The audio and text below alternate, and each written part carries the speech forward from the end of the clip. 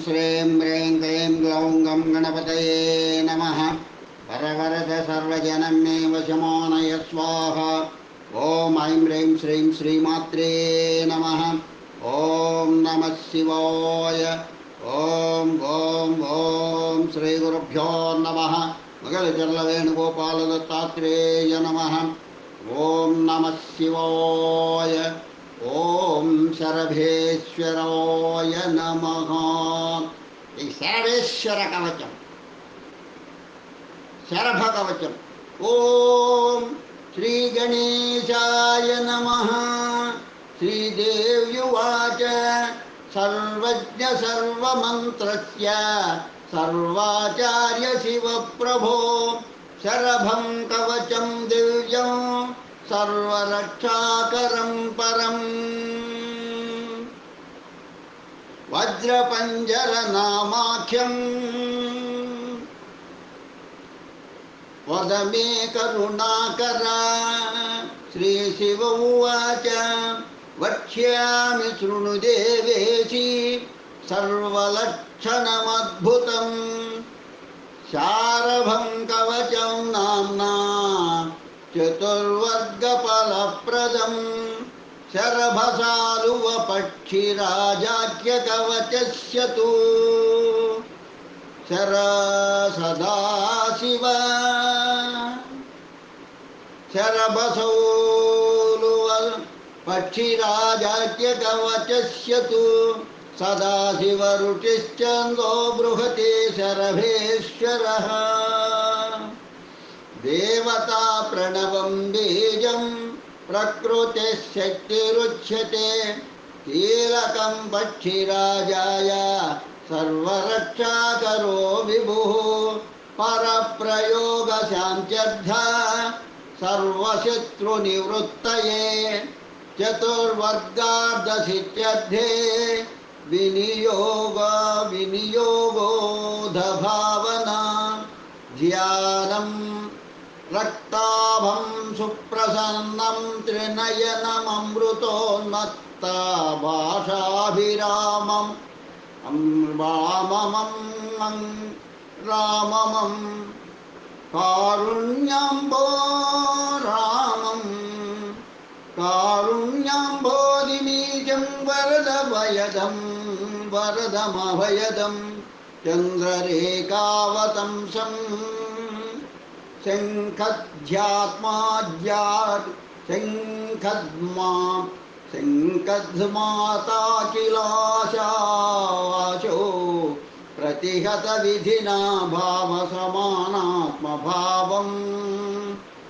సర్వేశం సాలువేశం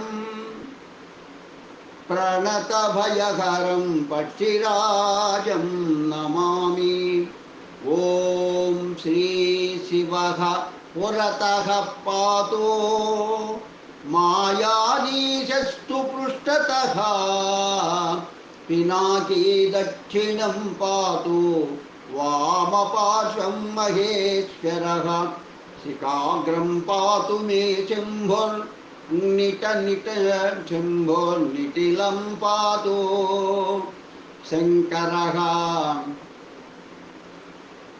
ఈశ్వరో వదనం పాతు బృహోర్మధ్యం పురాంతకః. భ్రువౌ పాతు మమ స్థాణుః కపర్ధి పాతు లోచనే.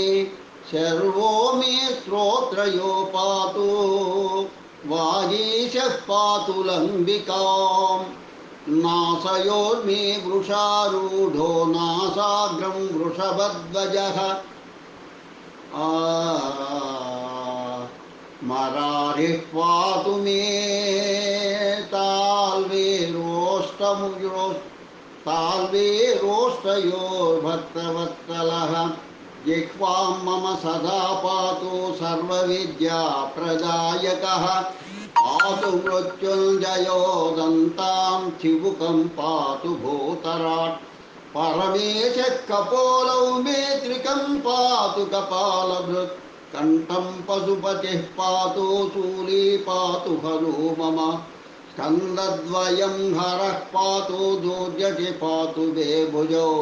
भुजसन्धिं महादेव ईशानो मे प्रपूपरे मध्यसन्धि जगन्नाथः प्रकोष्ठे चन्द्रशेखरः मणिबन्धौ त्रिनेत्रो मे भीमः पातु करस्थले करपृष्ठे मृडः पातु रुद्रो अङ्गुष्ठद्वये मम उमासहायस्तर्जन्यौ भर्गो मे पातु मध्यमे अनामिके करालस्यः कालकण्टकनिष्ठिके गङ्गाधरो अङ्गुलीपर्वाण्यप्रमेयो नखादिमे वट्टस्तत्पुरुषः पातु कक्षे दक्षाध्वरान्तकः अघोरो हृदयं पातु वामदेवस्तनद्वयम् बालधृग्जठरं पातु नाभिं नारायणप्रियः कोक्षौ प्रजाकरः पातु पुष्टे पार्श्वे महाबलः सद्यो जातः कटी पातु पृष्ठभागं तुर्भैरवः मोहनो जगनं पातु गुदं ममाजितेन्द्रियः ऊर्ध्वरेतालिङ्गदेशं वृषणं विश्वमोहनः ऊरोद्वयं भवं भवः पातु जानुयुग्मं भवान्तकः हुङ्कारः पातु मे जङ्घे फट्कारो मम गुल्फके वषट्कारः पादपृष्ठे वशो वौषट्कारो अङ्घ्रिणस्थले स्वाहाकारोऽङ्गुले पार्श्वे स्वधाकारोऽङ्गुले मम परितः सर्वसन्धेन्मे रोमकूपानि संसिंहजित् पञ्चपातु मनोवेगः कालजेद्रुधिरं मम ओष्ठितः पातु मे मांसं मेदो मे स्वस्तिदोऽवतु सर्वात्मास्ति च यं पातु मज्जानं मे जगत्प्रभो मज्जां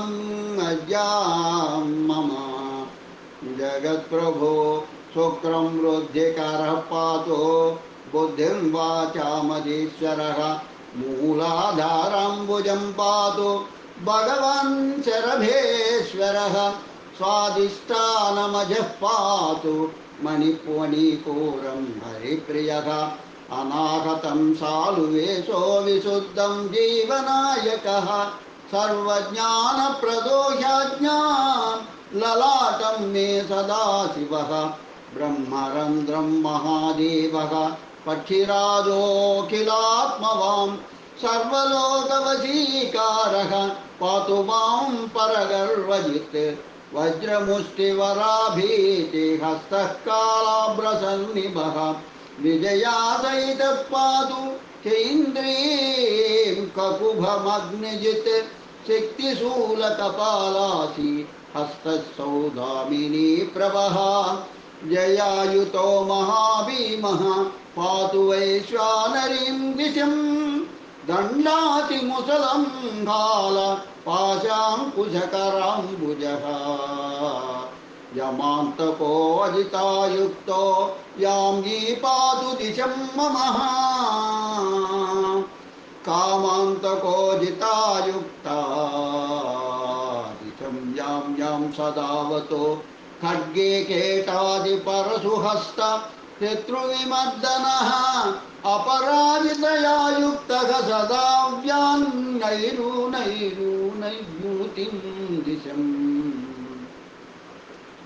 पाशाङ्कुशधनुर्बाण पाणिघोणियुतोऽग्रगः गगनयुतोऽग्रकः हरिद्राभो अनिशं पायाद्वारुणीं दिशमात्मजित् गजचक्रयुतो दारिभुजो दुर्गायुतो अर्गलः गजश्चत्रगदा पुंता चण्डवेगः शिवः पायात् सततं मारुती दिशं गदास्त्रवरदाभीति काकराम्भोजश्रियायुतः कनकाभो महातेजः पातु कौबेरगीदिशम् त्रिशूलाहि कपालाग्निदोस्तलो विद्ययायुतः भस्मोद्धूलित सर्वांग ऐसीं पात्वपराजितः जपास्त्र पुस्तकाम्भोज कमण्डलुं कराम्बुजः भूर्ध्वं पातु गिरायुक्तः सर्वभूतहिते रतः शङ्खचक्रगदाभीति हस्तः पद्मायुतो व्ययः कालाङ्गनसमो नीलः पातालं पात्वनारतम् अनुक्ता विदिशः पातु सालुवो नारसिंहजित् शरभः पातु संग्रामे युद्धे वैरिकुलान्तकः सर्वसौभाग्यदः पातु जाग्रस्वप्नसुषुप्तिषु सर्वसम्पत्प्रदः पातु धनधान्यादिकं मम संतानदः सुतान् पातु दारानायुष्करो अनिशम्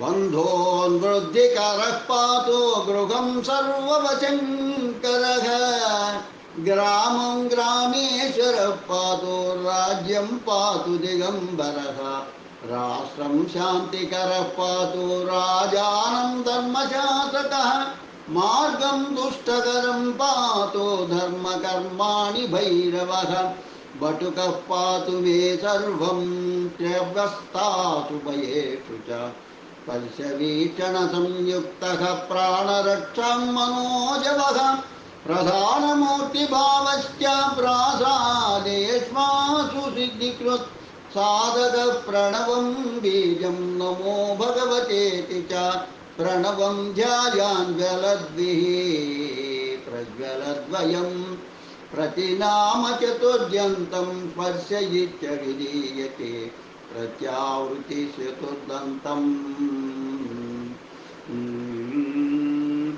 दिग्जल प्रज्वले साध्यं साधय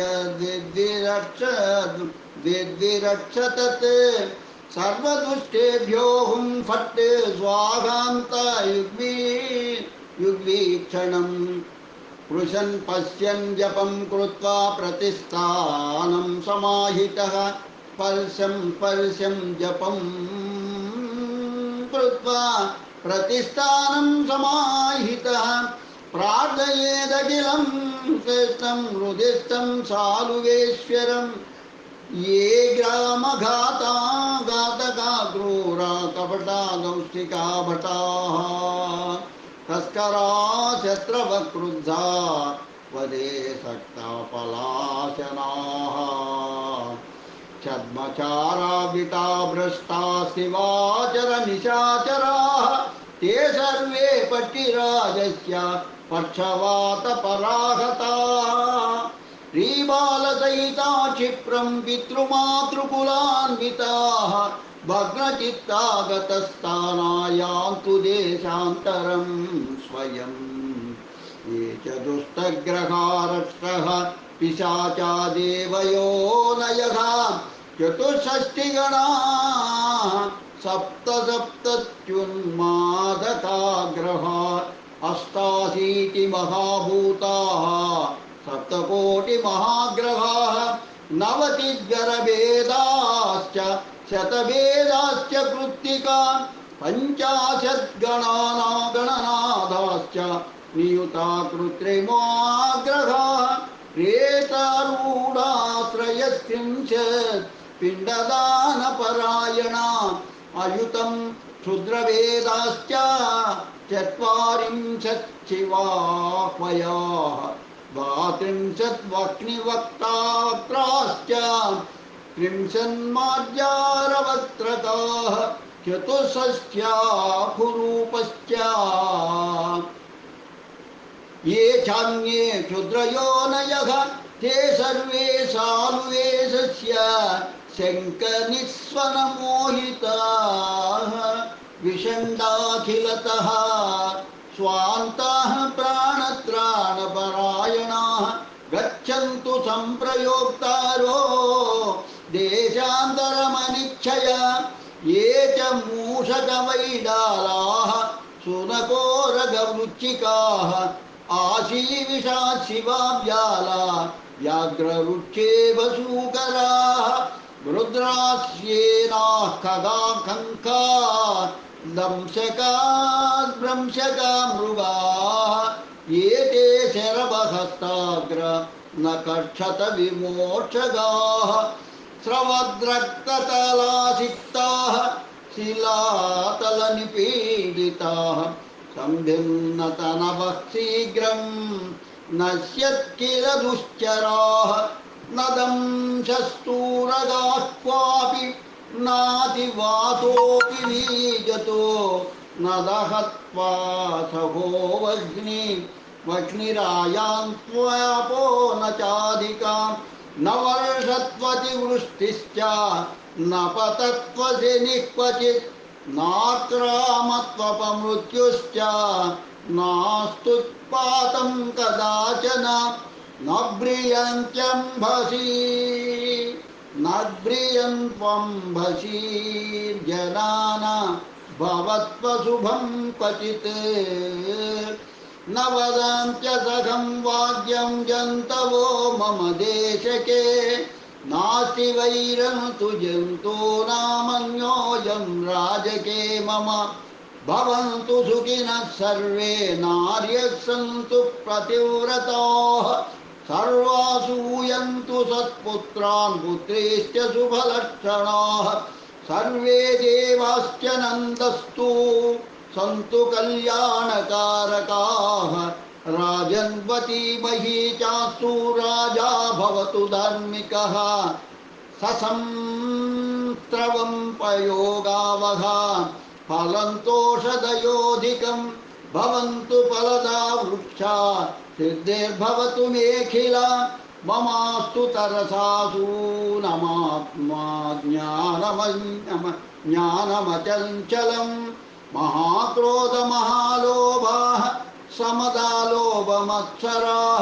न सन्तु क्वापि मे सर्वे भगवन् करुणानिधे सरभेश्वर विश्वेश पक्षिराज दयानिधे देहि मे ह्यचलां भक्ति प्रणतोऽस्मि पुनः पुनः गौरीवल्लभकामारे कालकूटविषादन मामुद्धरापदो मदपापदम्भोरे त्रिपुरघ्नान्तकान्तकः कान्तका सालुवेश जगन्नाथ सर्वभूतहिते रत पाहि मां तरसा चौरां दुष्टान्नाशय नाशय कालभैरव विश्वेश विश्वरक्षापरायण रक्षमूषकचौरेभ्यो धान्यराशिमिमं प्रभो पक्षिराज महादेव प्रणतार्तिविनाशन मदीयानि पदार्थानि नित्यं पालय पालय सर्वज्ञ सर्वलोकेश सर्वदुष्टविनाशन तस्करेण वृतं वस्तु द्रुतं दापय दापय ये मर्मवादिनः क्षुद्रा छिद्रोपद्रवकारकाः सर्वाचारपरिभ्रष्टा मानहीनाश्च रोधकाः ते सर्वे सालुवेशस्य मुसलायुधचूर्णिताः नश्यन्तु निमिषार्धेन पावकावृततूलवत् ये जना द्रोहिणो अश्लाघ्यास्पकालोचितभाषणाः ये जनद्रोहिणो अल्पाश्च दुरालोचितभाषिणः सत्कर्म विघ्नकर्तारः शान्तभत्स्रापरायणा सत्कर्म विघ्नकर्तारश्च पत्कर्मपरानराः ते सालुवेशहस्ताग्र खड्गनिर्भिन्नदेहिनः हतन्तु भूतले यां यां प्राणास्तेषां प्रयान्तरं त्वदङ्घ्रिध्याननिर्दग्ध पापकोशाय मन्त्रिणे मह्यां द्रुह्यन्ति ते तेषां विभवानि क्षयन्ततयन्त्वरम् तद्वत्पदाचारं परं भक्तं साधकानां विवेकिनं य आक्रमन्ति संग्रामे ते गच्छन्तु पराहता त्वदीयेनैव मार्गेण सञ्चरन्तं जपातुरं ये वदन्ति परिवादं भ्रान्ता शीघ्रं भवन्तु ते त्वद्दासममलं धीरं ये मां तर्जयितुं बलात् त्वद्दासमुख्यं मां धीरं तर्जयन्ति बलाच्छये मनसा येन मन्यन्ते तत्स्वां भ्रमतु क्षणात् मनसा कर्मणा वाचा ये कुर्वन्त्यति दुस्सहं ते महाशोकरोगाब्दौ पतन्त्वासु शिवाज्ञया मदीयानि पदार्थानि गृहीतुं योऽवलोकते तत्क्षणादेव नष्टाख्यो भवत्वासीश्वराज्ञया मदीयं द्रव्यमादाय ये गच्छन्तीह तस्कराः शृङ्गारिपाशसम्बद्धास्ते चरस्तु प्रदक्षिणं सीमातीताश्च ये चौरा गृहीतद्रवसंख्ययाः अवशावयवास्ते तु आगच्छन्तु शिवाज्ञया तस्करा निम्नगातीताः स्वान्तधिया धान्यधनाधिकात् तस्करा ये पगृह्णन्ति मम धान्यधनाधिकं पक्षिराजाङ्कुशा कृष्णा समागच्छन्तु मद्गृहं पक्षिराट् क्रोडिका कृष्णाः कृष्टा समागच्छन्तु ते ध्रुवम् समाहृतपदार्थाभ्या देशातीताश्च तस्करा शरभेशहला कृष्णास्ते आगच्छन्तु वै द्रुतं चौराग्रहीतुमुद्युक्ताः समागच्छन्ति मद्गृहे ते सालुवेशपक्षोक्ता वातैर्गच्छन्तु सत्वरं शान्तं विवेकिनं भक्तं त्वदङ्घ्रिध्यानतत्परं ब्रुवन्ति ये सहस्राणां सह प्राणास्तेषां यान्ति यमीं पुरीं गृह्यन्ति यैह प्राणास्तेषां यान्तु यो यमं शिवा षट्त्रिंशत्कोष्ठके यन्त्रे रेखाशूलाग्रसाध्यके स्वेच्छामन्त्रं लिखित्वा तु जपेदाराध्यसाधकः मध्ये पाशाङ्कुशे वह्नि साध्यनामलिके क्रमात्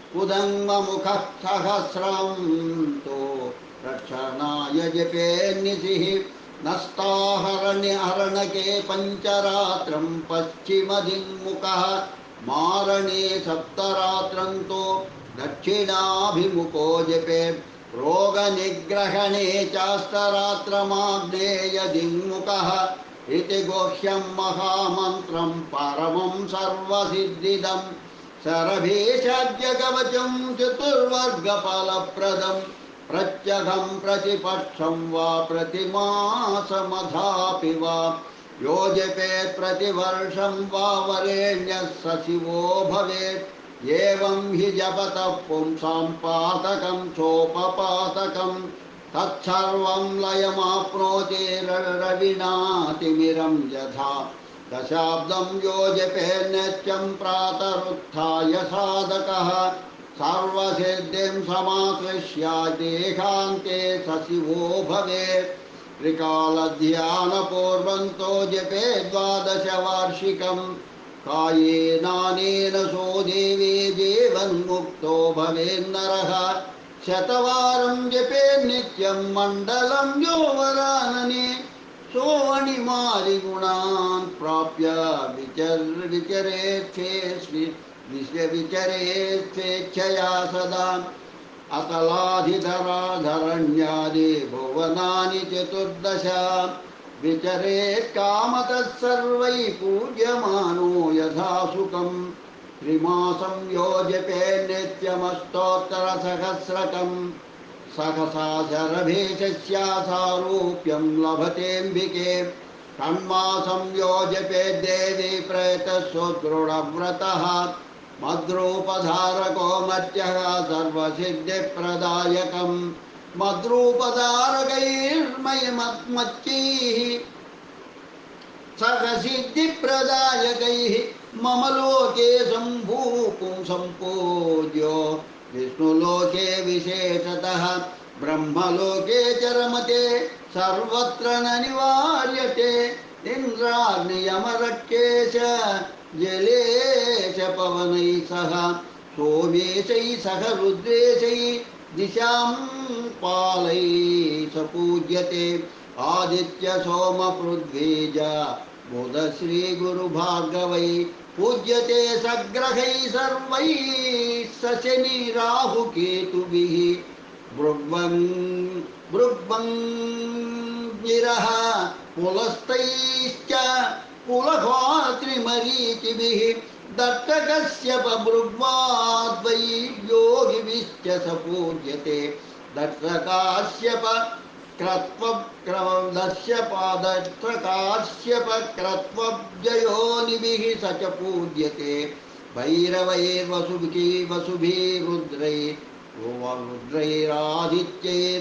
रुद्रैरादित्यैर्बालकुटिल्यकैः दिग्गजैश्च महानागैः दिव्यास्त्रैः दिव्यवाहनैः महेश्वरैः महारत्नैः कामधेनुसुरद्रुमैः सरिद्भिः सागरैः शैले देवताभिस्तपोधनैः दानवैराक्षसैः क्रूरैः सिद्धगन्धर्वकिन्नरैः यक्षविद्याधरैः नागैः अप्सरोभिश्च पूज्यते अपस्मारग्रहैर्भीमैः उन्मत्तैः ब्रह्मराक्षसैः वेतालैः खेचरैर्मत्यैः कूष्माण्डैः कर्मराक्षसग्रहैः ज्वालावक्त्रैः समोहारैः श्रीग्रहैः पावकग्रहैः भूतप्रेतपिशाचाद्वैः जैर्ग्रहैः सर्वैः स पूज्यते ब्राह्मणैः क्षत्रियैर्वैश्यैः शूद्रैरन्यैश्च जातिभिः पशुपक्षिमृगव्यालैः पूज्यते सर्वभिः सर्वजन्तुभिः किमत्र बहुना देवी तव वच्येऽहं यथा तथं मया च विष्णुना चैव विश्वकर्त्रा च कल्प्यते भवत्या च गिरा लक्ष्म्या ब्रह्माण्याद्यस्तमातृभिः गणेश्वरादियोगीन्द्रैर्योगिनीभिः स पाल्यते य इदं प्रजपेद्भक्त्या तस्यासाद्यं न विद्यते कवचेन्द्रमहामन्त्रं जपेत् तस्मादनुत्तमम् उच्चाटने मरुद्वक्त्रो विद्वेषे राक्षसाननः प्रागाननोऽभिवृद्धौ तो सर्वेष्मीशानदिङ्मुखः यो जपेत् कवचं नित्यं त्रिकालं ध्यानपूर्वकं सर्वसिद्धिमवाप्नोति सहसा साधकोत्तमः श्रीदेव्युवाच देवदेव महादेव शिवकारुण्यवारिधे पाहि मां प्रणतं स्वामिं प्रसीद सततं मम सर्वार्धसाधनोपाय सर्वैश्वर्यप्रदायक समस्तापत्प्रतीकार चन्द्रशेखर ते नमः यत्कृत्यं तन्न कृत्यं यदकृत्यं कृत्यवदाचरितम् उभयो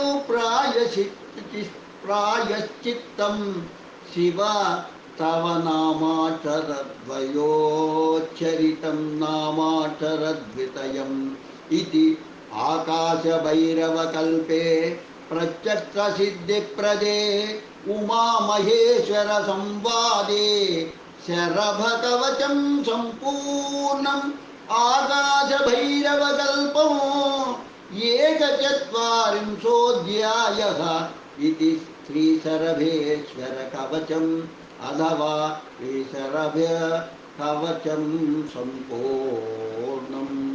ఓం శ్రీశరభేశ్వరాయ నమః. ఓం శ్రీశరభేశ్వరాయ నమః.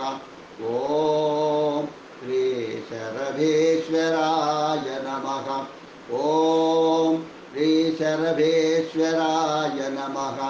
ఓం శ్రీశరభేశ్వరాయ నమః. ఓం శ్రీశరభేశ్వరాయ నమః. ఓం శ్రీశరభేశ్వరాయ నమః. ఓం శ్రీశరభేశ్వరాయ నమః. ఓం శ్రీశరభేశ్వరాయ నమః. ఓం శ్రీశరభేశ్వరాయ నమః. లోకా సమస్తా సుఖినో భవంతు. లోకా సమస్తా సుఖినో భవంతు. లోకా సమస్తా సుఖినో భవంతు. ఓం శాంతి శాంతి శాంతి. స్వస్తి. సర్వకార్య సిద్ధికి, సర్వశత్రు నివారణకు, సర్వ ఆపద నివారణకు, ధనధాన్య సమృద్ధికి, ఆయురారోగ్య ఐశ్వర్యాభివృద్ధికి ఈ మంత్రం విన్నట్టయితే, ఉదయం మధ్యాహ్నం సాయంత్రం వింటున్నట్టయితే శరభేశ్వరుని అనుగ్రహం కలిగి ఆ గృహంలో ఆనందం వెల్లివిరుస్తూనే ఉంటుంది. శుభం భూయాత్.